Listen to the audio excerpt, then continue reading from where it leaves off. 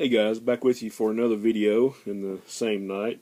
This one I just got a little stack of stuff with some upgrades. For a while I've been wanting to upgrade some of my Bronze Age Superman family issues and some Bronze Wonder Woman, and there was an issue of Detective Comics that I was happy to get a nice upgrade on. But just a short stack of some Bronze Age DC. Actually, Superman family, there wasn't any serious, multi-part story arcs or anything about this book. I mean, you'd have one new story in the front, and then you'd have several reprints, depending on where, whether it was a 100-pager or just a giant-sized square bound. When Superman family started, it was just a continuation of Jimmy Olsen after that book got canceled. And so that started with issue 164, and 164 through 169 were the 100-pagers. Now this is right after that, and these were square-bound books, but they were more like 68 pages, I think. But I'll just start showing these. Here we have Superman Family 170. And all these probably range in fine or better, maybe fine, very fine. But my originals were really ratty shape, so I just kind of wanted to upgrade them just because I loved these books as a kid. Most of the art in these stories were done by Kurt Schaffenberger, Kurt Swan, George Papp, Jim Mooney, John Rosenberger. There's just the usual stable of artists that worked on the Superman books. Here's the issue 170 with a Jimmy Olsen lead story. 171. I think this is a looks like an Ernie Chan cover, and I'm not sure who did the vignettes over here, but might be Nick Cardy did these. But here you have a Supergirl and Batgirl team up, so that's always pretty cool. Cleopatra, Queen of America. You kind of have the Justice League in the background there, so it's always a plus. 171. 172. This is always one of my favorite stories. The Cheat the Whole World Cheered, or Lois Lane marries Lex Luthor. Great Schaffenberger cover. Some great old reprints in here.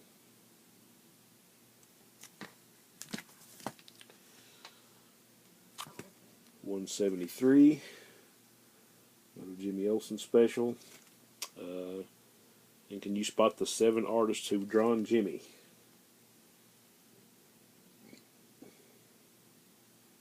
But just some great old stories. And I might have said this in another video, but a lot of the history of, well, especially like DC, I learned from these giant-sized books and the 100-pagers and the 80-page giants. So it's just to me it's a pretty cool treasure trove of stuff, and these books aren't expensive at all. You can put together. I think it went to issue 222. I'm probably missing a few of those, but this was like the golden period of this title for me.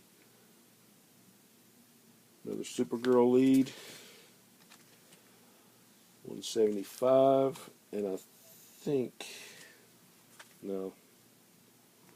yeah, this is 175. I like this cover. Sorry about the glare. I've got to figure out something about the lighting in here, because no matter how I fix it, it just sucks.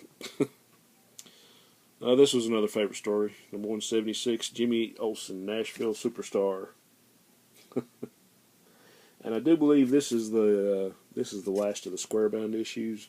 I think all the rest of them from there on out are probably saddle stitched. So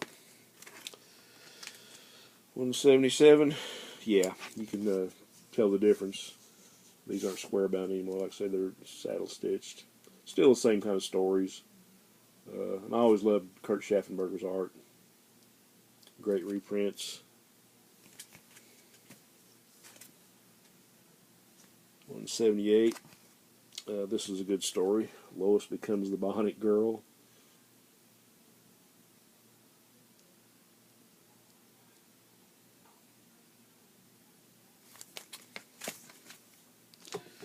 And 179.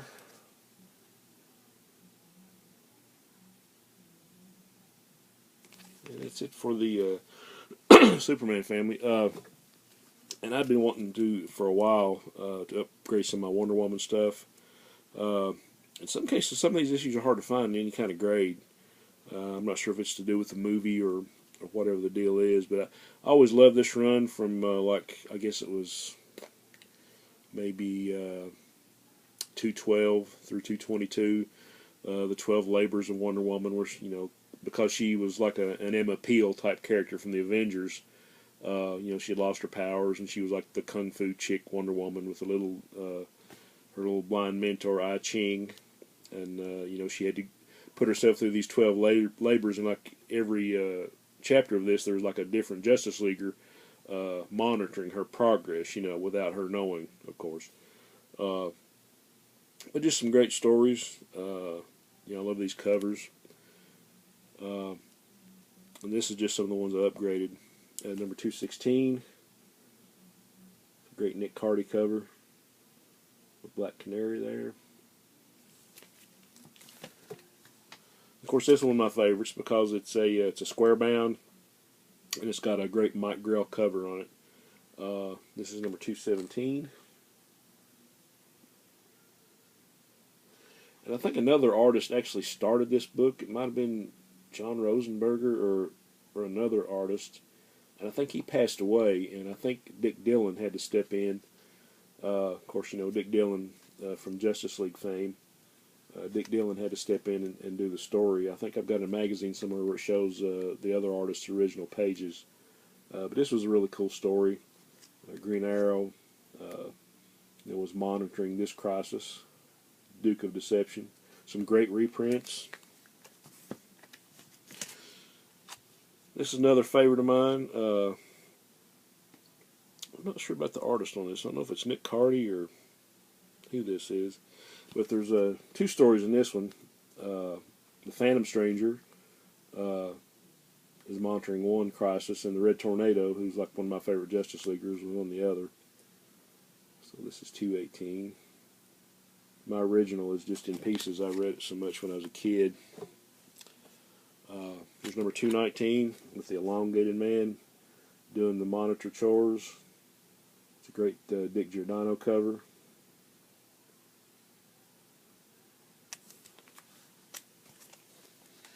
And I already had several copies of this one, but the guy I bought these off of, he just threw this one in as an extra, and I've got probably 2 or 3 high-grade copies of this one because this was one of my favorites. And he just threw a reading copy in because, it's somebody markered out Wonder Woman, and there's some, issues over here. This is great. It's got Dick Giordano art on the cover, and I think Giordano and maybe some Neil Adams artwork on the inside. Maybe inked a few pages, or he did a few pages. I'm not sure. That might have been part of that whole Krusty Bunkers deal with all those guys that did the inking and art chores. But I really love this one. It's Adam. Of course, she's fighting Kronos, which is one of the Adams villains. So I thought that was pretty funny. But this was like the golden age of comics for me. These 20 and 25 cent and 30 cent covers and the 100 pagers and the giant size. I mean, this is just the stuff I loved and still love. Here's 221. Hawkman. Dr. Cyber there. This is an Ernie Chan cover. And the last chapter, 222. Of course, you got Batman reporting on this one. Another Ernie Chan. It's a pretty good story. Okay, the last book I've got to show, one of my favorite issues of Detective Comics, number 450, and I think this is a Dick Giordano cover, but it's got Walt Simonson art. And I think any of you guys that watched my video with the Walt Simonson artist edition had the original art for this story in it. But I got this from Metropolis Collectibles. And this is the Pennsylvania Dutch copy. There's the little sticker. There's no certificate of authenticity, so I'm not really sure about that whole deal. It doesn't really matter. I just wanted a high-grade copy. Like I say, it's number 450. It's got a robin back up. And this is a very fine near mint 9.0. Really nice looking book. Glad to have this upgrade.